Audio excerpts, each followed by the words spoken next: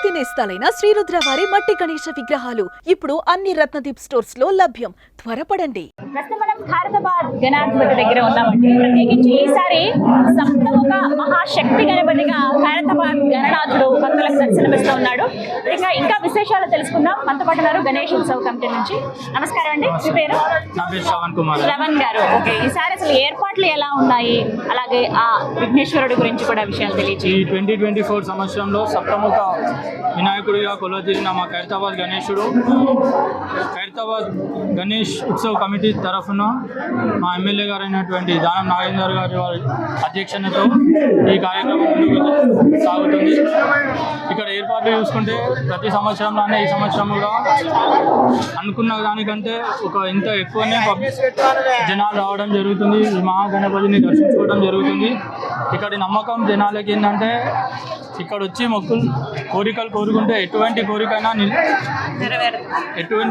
నెరవేరుతుందని చెప్పి ఒక గట్టి బలమైన నమ్మకం. కాబట్టి ఇంత వేలాదిగా జనాలు వచ్చి వాళ్ళకి కొన్ని చిన్న చిన్న ఇబ్బందులు ఉన్నప్పటికీ వాళ్ళన్నీ చదువుకొని భక్తితో వచ్చి ఈ యొక్క గణేశుని దర్శించుకోవడం జరుగుతుందండి ప్రతి సంవత్సరం. మొత్తం 70 అడుగులు. ఈసారి 70 అడుగుల్లో 7 ముఖాలతో కనిపిస్తాడు స్వామి. ఈసారి ఇంకా ఏమైనా ప్రత్యేకతలు ఉన్నాయా ఎప్పటిలా కాకుండా? ఎందుకంటే వినాయకుడిని ఇలా పెట్టడం కూడా గణేష్ ఉత్సవ కమిటీ నుంచి 70వ సంవత్సరం కాబట్టి 70 అడుగుల వినాయకుడు హైట్ ఒకటి తీసుకున్నామండి. ఇంకోటి వచ్చేసి మన అయోధ్య నుంచి రాముల వారి డెకరేషన్తో ఒకటి పెట్టాము. ఇది తీసుకెళ్లేటప్పుడు ఇంకా శోభాయాత్రలో కొన్ని అరేంజ్మెంట్స్ చేసాము. శోభాయాత్రలో 17th ఆఫ్ సెప్టెంబర్ ఉంటుందండి. ఇంకా ఆ రోజు కూడా చాలా డిఫరెంట్ గా ప్లాన్ చేస్తున్నారు. స్వామివారి లడ్డు కూడా చాలా ప్రత్యేకమే. ఈసారి మరి లడ్డు విశేషాలు? లడ్డు ప్రతి సంవత్సరంలోనే ఈ సంవత్సరం కూడా 300 కిలోల లడ్డు వచ్చింది కాళేశ్వరం నుంచి. స్వామి దగ్గర పెట్టలేరండి, కింద నుంచే సెకండ్ డే థర్డ్ డే నుంచి పబ్లిక్ కి డిస్ట్రిబ్యూట్ చేయడం జరుగుతుందండి. ఇక్కడ కిందనే పెట్టేస్తున్నారు. ఈసారి టైమింగ్స్ ఎలా ఉంటాయండి? ఎప్పుడెప్పుడు దర్శనం చేసుకోవచ్చు? ఇది మార్నింగ్ 5 నుంచి స్టార్ట్ అవుతుందండి. మార్నింగ్ 5 నుంచి ఈవినింగ్ 11 నైట్ 11:30 12 వరకు. మధ్యలో బ్రేక్ అలాంటివి ఏముండదండి, బ్రేక్ ఏముండదండి. రేపు సండే ఇంకా ఎక్కువ మంది వచ్చే అవకాశం. సండే హాలిడే కాబట్టి, ప్లస్ ఈ రోజే సాటర్డే హాలిడే ఉంది. పబ్లిక్ ఫెస్టివల్ అయినప్పటికీ కూడా ఇంట్లో పూజలు చేసుకొని వాళ్ళ టైం తీసుకొని మరీ గణేశుడికి వస్తున్నారు.